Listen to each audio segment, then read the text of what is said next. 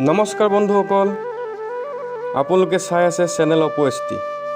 আজি আকৌ আপোনালোকলৈ লৈ আহিছোঁ কেইটামান মহৎ লোকৰ বাণী। অতীত আৰু বৰ্তমানক লৈ যদি আমি কাজিয়া কৰোঁ, তেন্তে বুজিব লাগিব যে আমি আমাৰ ভৱিষ্যত হেৰুৱাইছোঁ। অধিক বাক্যত অপৰাধৰ অভাৱ নাই, কিন্তু যিজনে নিজৰ জিভাক দমন কৰে তেওঁ বুদ্ধিমান। আনন্দদায়ক চিন্তা আৰু মধুৰ পৰিস্থিতি ৰোমন্থন অৰ্থত ইয়ে হ'ল জীৱন। অশান্তিত বিভোৰ হৈ পৰিলে শান্তি লাভ নহয়, বিপদত ধৈৰ্য হেৰুৱালে নিৰাপদ নহয়। আমি যেনেকৈ সপোন দেখোঁ অকলে, ঠিক তেনেকৈ জীয়াই থাকোঁ অকলে। আনৰ সৈতে তুলনা নকৰাকৈ জীয়াই থাকিবলৈ শিকা, শান্তিত জীয়াই থাকিবা।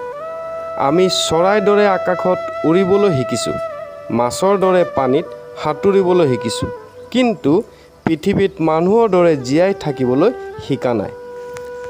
আনৰ ওচৰত জ্ঞানী হোৱা অতি সহজ, কিন্তু নিজৰ ক্ষেত্ৰত জ্ঞানী হোৱাটোৱে আচল কথা।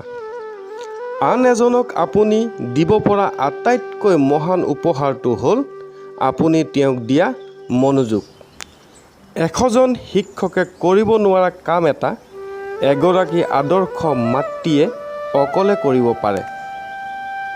বন্ধুসকল, ভিডিঅ'টো চাই যদি ভাল পালে লাইক কৰক, কমেণ্ট কৰক, ছাবস্ক্ৰাইব কৰক। আপোনালোকৰ স্বাস্থ্য ভালে থাকক, জীৱন সুখময় হওক, তাৰে কামনাৰে আৰু এটা নতুন ভিডিঅ' লৈ অহা প্ৰতিশ্ৰুতিৰে আজিলৈ আহিলোঁ। ধন্যবাদ।